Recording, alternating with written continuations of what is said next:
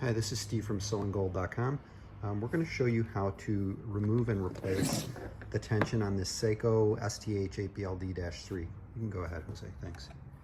So the first thing we're going to do, we need a flathead screwdriver. We're just removing the thread guide there. And that's holding the tension on the top there. And then we're needing another flathead and loosen the screw underneath. Okay.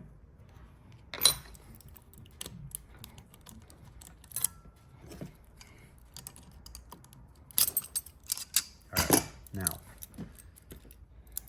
I pull it out. When you pull it out, the spring is not working anymore? No, not working. All right, so let's show them how to make the spring working again. What do you need to do? No, to make it work, I gotta put the tension. When the tension is on, Okay. this is the screw. I gotta adjust the tension of the spring. Okay. Okay. Yep. Let's put it in. So right now it's not working. No, nothing at all. Okay, got it. Just put it all the way in. Okay.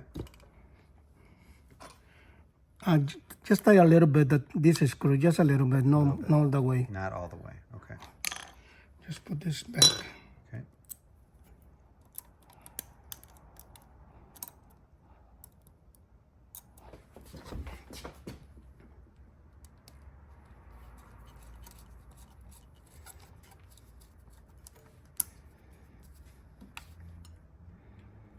Okay.